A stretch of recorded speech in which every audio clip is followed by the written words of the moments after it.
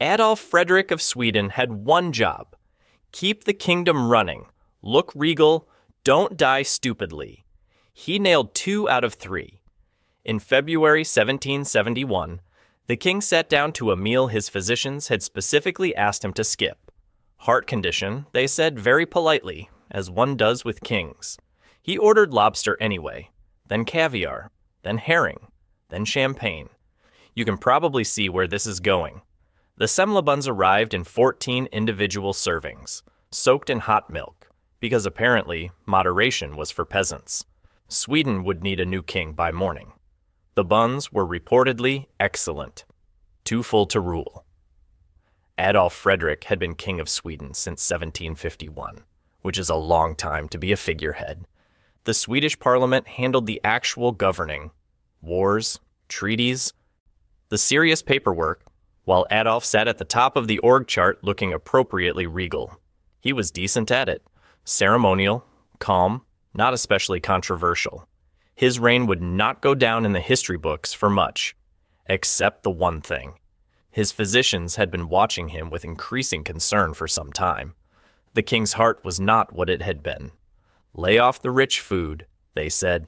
Take it easy on the feasting. Your Majesty, we are being very literal right now. Adolf nodded in the way people nod when they have absolutely no intention of complying. Your Majesty, perhaps we skip the lobster this evening. I am skipping nothing. The physician recommends... The physician may see himself out. February 12th, 1771. Adolf Frederick sat down for dinner. The menu featured lobster, caviar, herring, smoked meats, champagne, and sauerkraut, because apparently the man had the caloric ambitions of someone who had never once considered consequence. He worked through the courses with complete commitment. The physician's warnings presumably echoed somewhere in the background, very quietly. Then the semla arrived. A semla is a traditional Swedish pastry, a soft wheat bun filled with almond paste and whipped cream, usually eaten once a year at the start of Lent. It is, by all accounts, delicious. It is not, by any reasonable account, meant to be eaten 14 times in a single sitting, drowned in bowls of hot milk. Adolf Frederick ate 14 of them.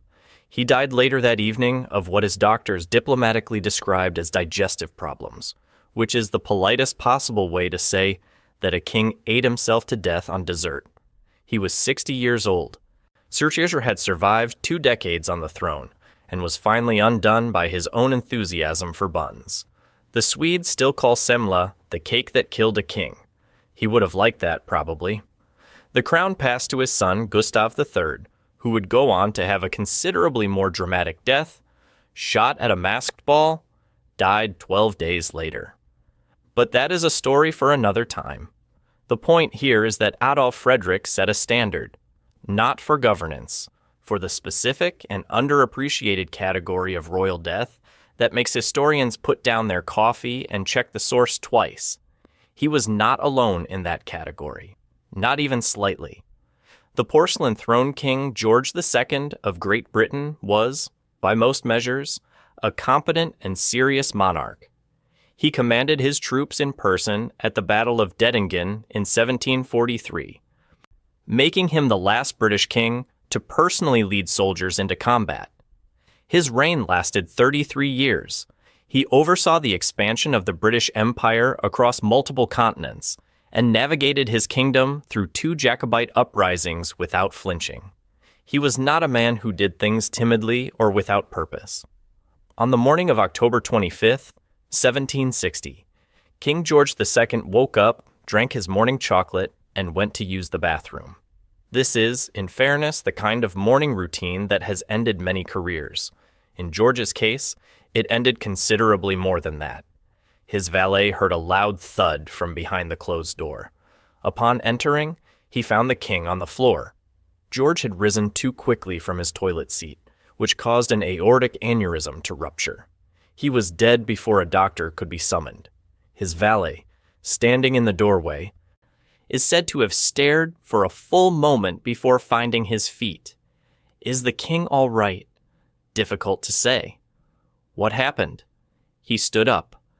The man who had personally led a cavalry charge against the French army was finished off by standing up too fast. There is something almost instructive about that. Survive your enemies, survive the politics, survive 3 full decades of running an empire, then lose to a Tuesday morning. Official royal activities are far more lethal than anyone puts on the brochure.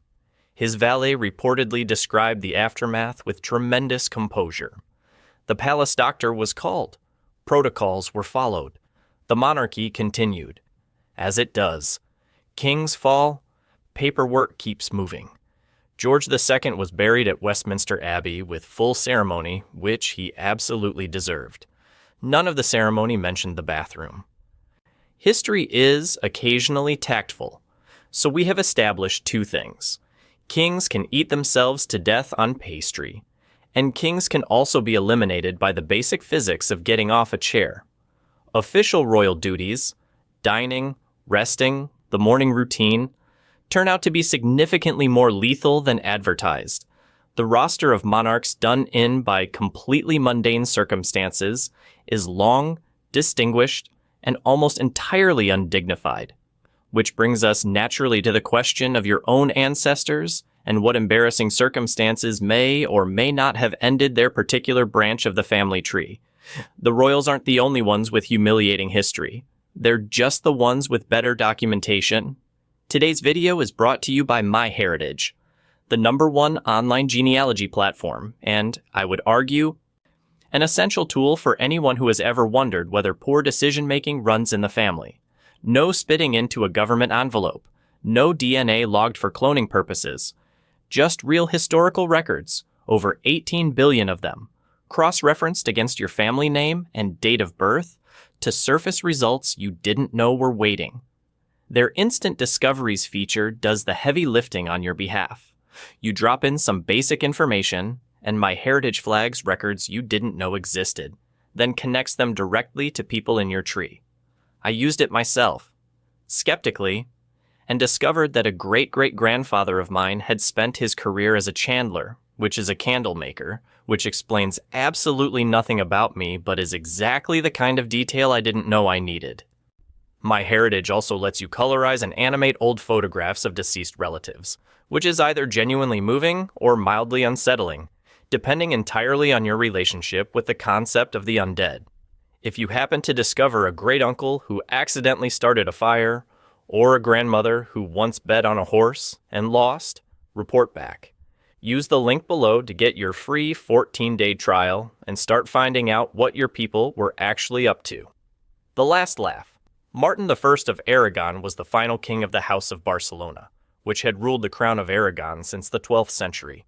300 years of dynasty, ending with Martin. He was not a bad king.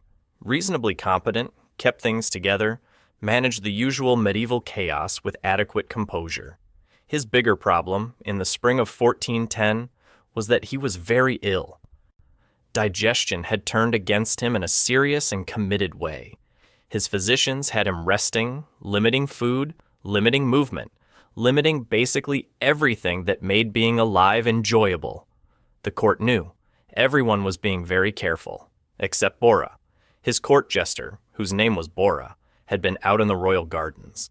He came back in a state of tremendous self-satisfaction, clearly having experienced something hilarious and entirely unable to contain it. The king, flat on his back and suffering considerably, asked where he had been. In the next vineyard, your majesty, hanging 3 of your servants. And that pleases you? Enormously. None of them had the legs for it. Now. Martin. I was already in considerable gastrointestinal distress. His constitution, at this particular moment, was not equipped to handle a strong emotional response of any kind. This was not a secret. Everyone in that room understood the situation. The joke hit him anyway. He began to laugh, hard, genuinely, the full-body kind, and found that he could not stop. The laughter, combined with the existing digestive chaos, produced a crisis his physicians could not resolve. They tried. It is worth noting that they tried. Martin I died shortly after, having been finished off by a joke about a triple hanging. There are historians who dispute the finer details. Some suggest he was already so close to death that almost anything would have done it. That is, of course, true, but it entirely misses the point. The point is that the last king of the House of Barcelona, closing out 3 centuries of royal lineage, died laughing at a jester who was proud of himself. The jester reportedly did not face any consequences, which suggests that even the new administration recognized the joke had been objectively excellent. His successor, Ferdinand I, was elected by committee a full 2 years later. The House of Barcelona was done, and somewhere, Bora presumably retired with a story nobody would ever fully believe. There are worse ways to go. There are almost none more absurd. Down the river, Frederick Barbarossa was not the kind of man you expected to die stupidly. Holy Roman Emperor from 1155, one of the most formidable rulers in medieval Europe, he had spent decades building a reputation as a military and political force of genuine consequence. He led multiple campaigns across Italy, managed the fractious German princes with something approaching actual competence, and was regarded widely as the defining imperial authority of his era. When the Third Crusade was called in 1187, Frederick answered immediately. He assembled what may have been the largest crusader army Europe had ever seen. Estimates run to around 100,000 men, and marched east in 1189 with the full weight of the empire behind him. He didn't make it. On June 10th, 1190, the imperial column reached the Salef River in what is now southern Turkey. It was not a dramatic river. It was not the kind of crossing that earns its own chapter in military histories. By all contemporary accounts, it was fairly manageable. Frederick, for reasons that remain genuinely unclear, either attempted to swim across independently, or his horse lost footing mid-current, or he simply fell while crossing in full armor. The sources disagree on the mechanism. They agree entirely on the outcome. Frederick Barbarossa drowned in what was effectively a large stream. I'm going to need a moment. Take your time. He led 100,000 men across Europe. He did. To drown in a river, a horse could walk across. Apparently so. The aftermath was, if possible, worse. His army, having just watched their legendary emperor go under, largely collapsed. Some soldiers turned around and went home. Others attempted to transport the body forward, preserved in vinegar, with the goal of burying Frederick in Jerusalem. The body did not cooperate. Vinegar, it turns out, is not a long-term preservation strategy for an emperor who needs to reach Jerusalem. The remaining forces arrived at Antioch in considerably reduced condition, and what was left of the great crusading army contributed very little to the campaign that followed. Frederick was eventually buried in pieces, across multiple locations, throughout the eastern Mediterranean. No single grave, no Jerusalem burial.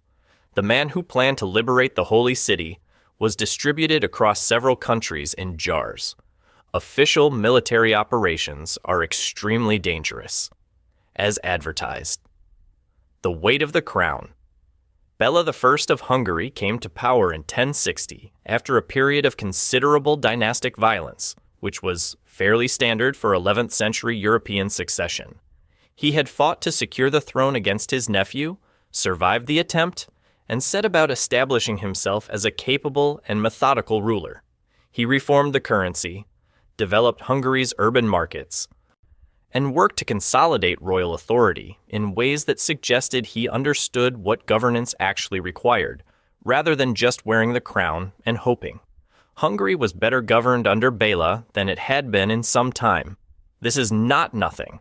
This is, in fact, a rare compliment in medieval Hungarian history. He held formal audiences at Szekszárd, receiving nobles, issuing decrees, and performing the ceremonial functions that medieval kingship demanded.